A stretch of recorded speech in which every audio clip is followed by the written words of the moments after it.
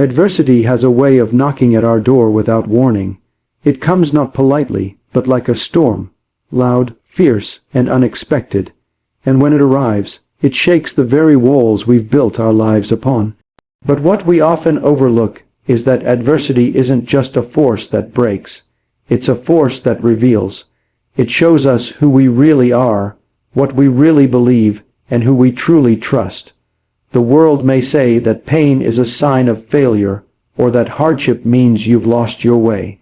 But in the Bible we are said that those who walk through the fire are not alone, that when you pass through deep waters you will not drown. This isn't poetic fluff, it's a promise, one that turns adversity from something to fear into something that forms.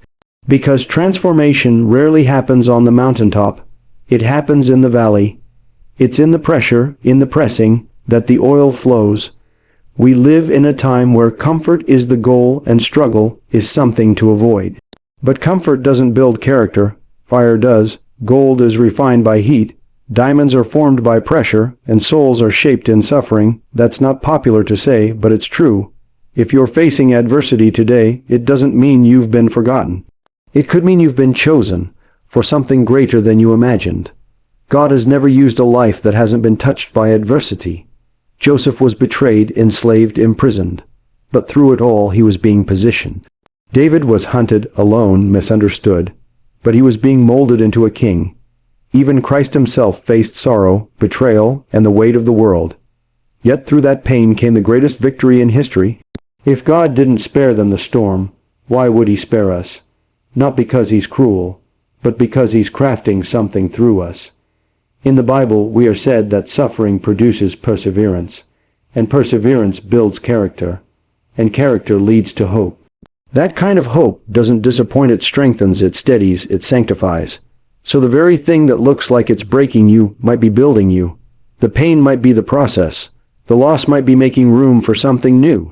It's easy to trust God when everything makes sense. But real faith is forged in moments when nothing adds up, and you still choose to believe. That kind of faith doesn't come from ease. It comes from adversity. And when you endure that kind of fire and still lift your head, still raise your hands, still believe in goodness, you become a living testimony that adversity is not your defeat. It's your turning point.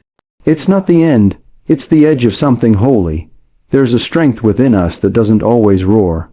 It doesn't always show up with clenched fists or loud declarations. Sometimes it whispers.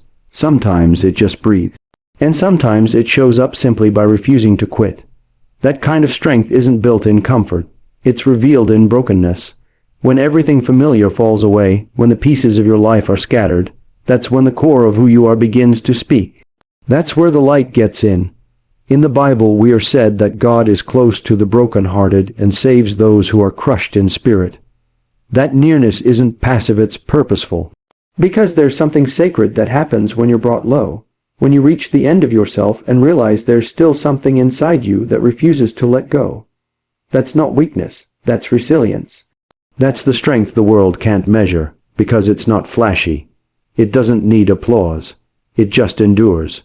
People often think brokenness is a sign that something's wrong. But sometimes being broken is the very proof that you're alive, that you've loved deeply, that you've risked fully, that you've walked through things that should have taken you out but didn't. There's a kind of glory in that. And no, it doesn't feel glorious when you're in it. It feels like ache. It feels like silence.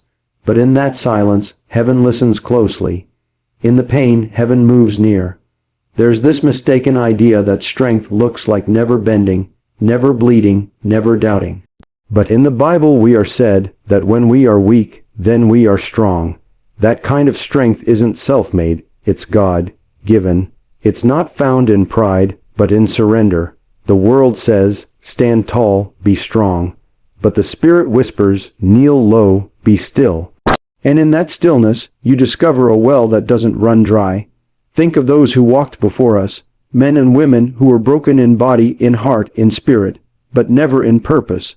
Job lost everything, yet declared that his Redeemer lives. Paul was beaten, imprisoned, and left for dead, yet still sang praises in the night. These weren't tales of unshaken people. They were stories of people shaken to their core, and still choosing to stand. That's where real strength is born. You don't have to pretend you're fine to be strong. You don't have to patch up the cracks for God to use you. In fact, sometimes it's those very cracks that make you useful. A heart that's been broken knows how to be tender with others. A soul that's been bruised knows how to lift up someone else. That's not weakness, that's power, reshaped by grace.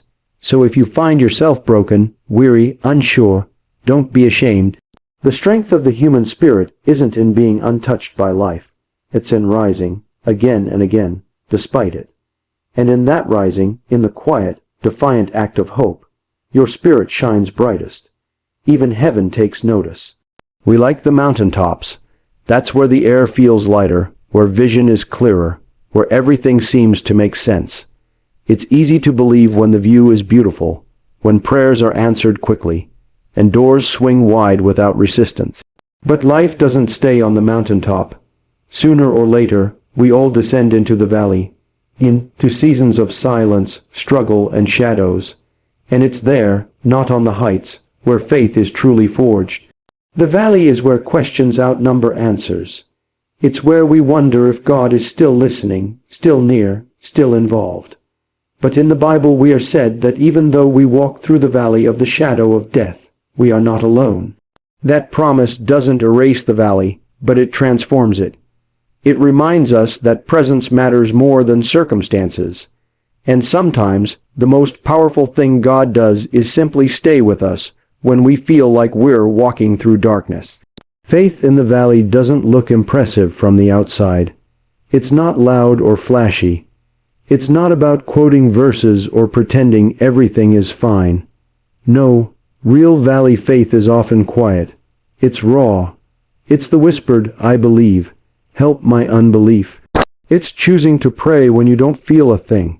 It's showing up in the silence even when heaven seems far away. And in that place, something eternal begins to take root. In the Bible, we are said that those who trust in the Lord are like trees planted by water. They don't fear the heat, they don't wither in drought.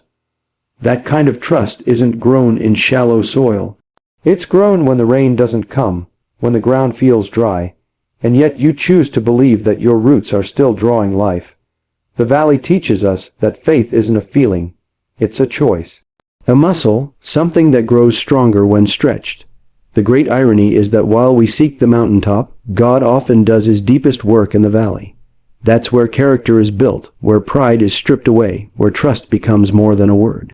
Abraham had to climb the mountain with his son before he saw God's provision. Ruth had to walk through grief in foreign land before finding redemption. Jesus himself knelt in the garden, in agony and tears, before stepping into victory. The valley isn't punishment, it's preparation. There's no shame in being in the valley. It doesn't mean your faith is weak. In fact, it might mean your faith is real. Because it's in those low places where we learn to listen, to depend, to surrender. In the valley, God doesn't demand performance. He invites presence. He calls us to walk, not run, to trust, not to prove, and that quiet, steady walk. That is where faith is shaped, tested, and ultimately proven true. There's something about brokenness that convinces us we've been left behind. When life comes undone, when plans fall apart, when people walk away and silence replaces the answers, we begin to believe we've been forgotten. It feels like abandonment. It feels like failure. But in the Bible we are said that God will never leave us nor forsake us. That's not just a comforting idea. It's a truth that holds even when everything else slips through your fingers. The world has taught us to associate brokenness with being less than. But the way heaven sees it, brokenness is not disqualification. It's positioning, a setup, a holy opportunity for something new to be born. Breakthroughs don't happen on calm waters. They come after the storm. Miracles don't come to those who have it all together. They come to those who are desperate enough to reach for the hem of his garment. And in that reaching, something shifts. In the Bible we are said that God uses the foolish things to shame the wise and the weak things to confound the strong. That means the cracks in your life don't repel his power. They make room for it. The broken places in you are not evidence that God has left. They are the very places he chooses to dwell. When a jar is broken, its contents spill out. And sometimes, We don't even realize what's been hidden inside of us until life breaks us open. It's in those moments that breakthrough begins. Not always with a sudden miracle or dramatic turnaround, but often with a subtle shift. Peace in the middle of chaos, clarity in confusion, strength in weakness. That's where God does his best work, not above our mess, but right in the center of it. He doesn't wait for us to pull it together before he moves. He moves first, in the middle of our unraveling. Look through the stories of Scripture and you'll find a pattern. What looked like the end was actually the beginning. What looked like abandonment was preparation for glory. Elijah, weary and wanting to die, was met with whisper and wind. Peter, broken by failure, was called to feed the sheep. Mary Magdalene, weeping at an empty tomb, was the first to hear her name spoken by the risen Savior. The breakthrough always comes wrapped in broken moments. Pain isn't always a punishment. Sometimes it's a pause, a redirection, a divine disruption that shifts us from self-dependence to surrender, and in that surrender, doors open that we never knew existed, not because we fought harder, but because we finally let go. And when you let go, when your hands are no longer clutching pieces that don't fit, God can begin to build something entirely new. So if you find yourself in pieces, if it feels like God is far, remember, this breaking might be the setup for the greatest breakthrough of your life. Heaven isn't watching from a distance. It's moving closer than ever. Hope gets misunderstood. Some think it's wishful thinking, a soft emotion for people who refuse to face reality. But hope isn't a denial of darkness. It's defiance in the face of it. Hope doesn't close its eyes to the storm. It stares straight into it and says, "You won't have the final word." In the Bible we are said that hope is the anchor for the soul, firm and secure. That kind of anchor doesn't sit on the surface. It goes deep. It holds you when everything else is moving. There are days when the wind is strong and the waves rise higher than your head. Days when you don't know which way is forward and all you can do is hold on. That's where hope lives. Not in the sunshine, but in the storm. Hope is what keeps you standing when the answers haven't come, when the healing hasn't shown up, when the door hasn't opened. It's not rooted in outcomes. It's rooted in the one who never changes. The world tells us to hope in money, in status, in relationships, in control. But all of that can disappear in a moment.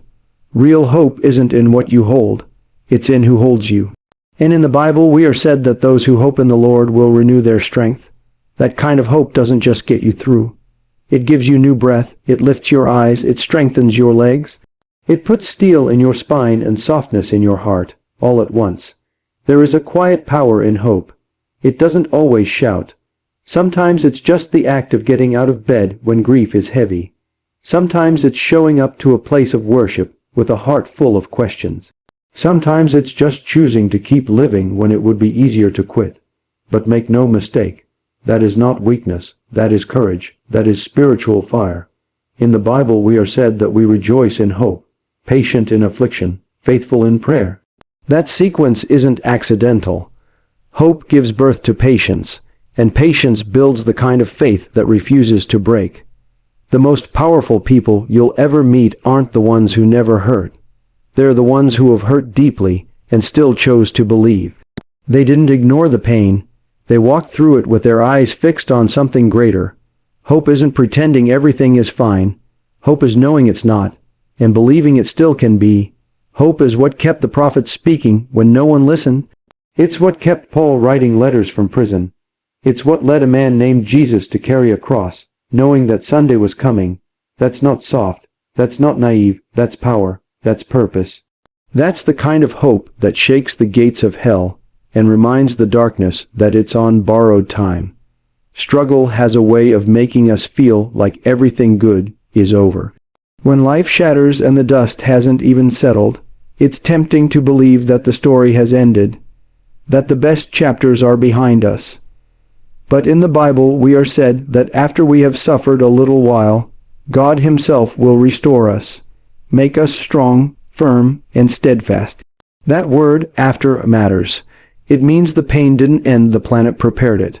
What feels like an ending may just be the beginning of something far greater than we can see right now.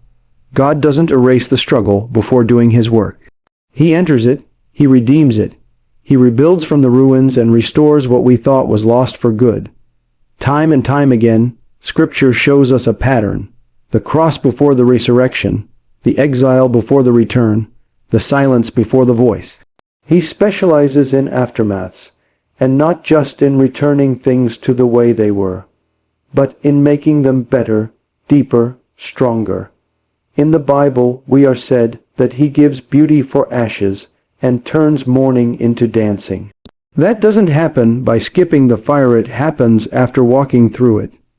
The ashes are real, the mourning is real, but so is the transformation that follows. And it's often in that place, when we have nothing left to lean on but him, that his power is most visible. You don't need to have it all figured out for God to move. He doesn't wait for you to be whole to begin his work. He often waits until you're broken enough to let him. When your plans have failed, when your strength is gone, when your pride has been shattered. That's where divine rebuilding begins. And it doesn't come with noise and fanfare.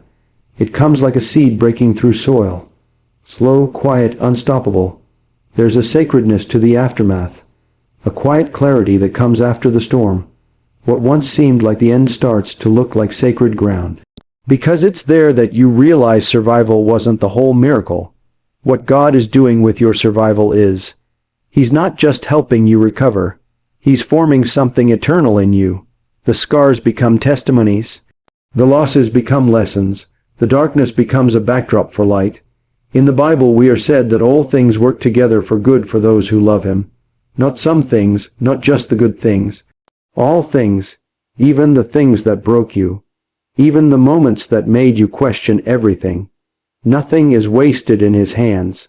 He doesn't just clean up messes. He creates masterpieces from them. So when the struggle ends, and all you're left with is pieces, remember, that's when God gets to work. Not in the absence of struggle, but in its wake. When the noise dies down and the world thinks it's over, heaven says, now watch what I can do.